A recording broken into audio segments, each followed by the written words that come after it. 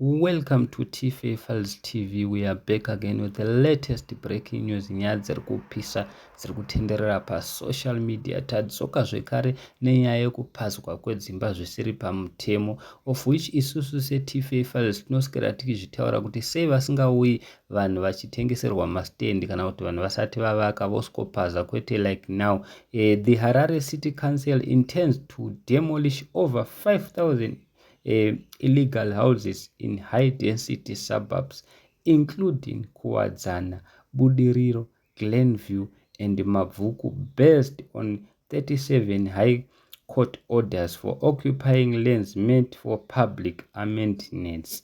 Ndozviri kundonyaya iripo guys. City Council iriduda kupaza dzimba 5,000. Izvi zvinhu zvinorwadza. Takambotaura nezvenyaya yacho tikati aiwa, what is this? Asi nyaya iripo ndeyekuti isusu seTFA Files tinongokuudzai zvisina kupokana. Ivo meya vedu vanonzi Mafume ava naivo imbavha vari kutodlawo neZANU PF. Zvese zvekunzanzi ndewe Triple C chichiratove drama aimbove akamirana naChamisa, but musakanganwa Triple C yacho yakangofanira kuti ZANU PF ndo yana Chavamwe ati ndivo vakabatsirana kuti vabise Chamisa pachigaro vamubise papati. Saka musauye panapa muchitudza kwamusina kuswera kuti ZANU PF yasangana papi nekansel. Kansel haisi yeZANU PF chichi. Musataure kwamusina kuswera. Nyaya iripo ndeyekuti sei iyo kana city council yachona ichiregedza vanhu vachitengeserwa mastendi, yoregedza vanhu vovaka, after some long youya yoskopazira vanhu dzimba, todedzera kuti zvakanaka izvozvo. Handiti ZANU PF inoti iyo brick by brick inoti vene ngavavake ichi dzimba muZimbabwe zvakanyatsonaka. Why are they destroying? Kana vari government iri right, inofanirwa kutotanga yatase kana kuri kuda kupazira vanhu itange yavatsvagira nzvimbo dzokuvaka. As you all know, vazukuru vambuya Nanda vanotaurawo zvinhu zvakawanda zvakasiyana-siyana pamusoro penyaya iyi. Aripo mumwe munhu auya akati iye takuzotanga hondo manje vakuda kutijairira vanambwa ava. Mumwe munhu akati I think this is the time we must unite as a country. Tomboramba kutongwa nevanhu ava. Havadi kutona tichibudirira. We are working so hard. Mabasa hapo, asi kana tavaka dzimba dzedu voya voskotipazira. Vamwe vanhu vari kudedza it's not first time tichipazirwa. Vanoti itai zviri pamutemo toenda tonogadzirisa, voya futi vopaza.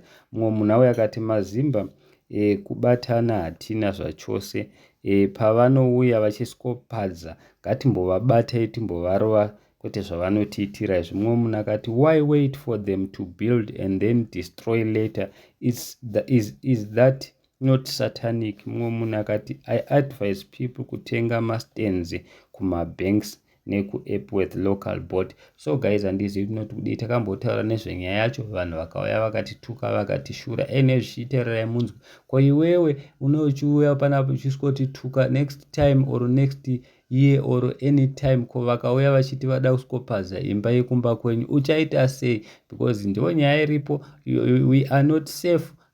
Hamusi safe, hatisi safe, because unonge uchivhaira uchiti idipfe uchiti ZANU PF inogona, asi problem ucharwadziwa pavanozouya kumba kwako vachiskopaza vachikudza kuti pawakavakira apa hapasi pako, pakatengwa zvisiri pamutemo. So handizivi guys zvinoti kudii nazvo, asi government irikuda kupaza 5,000.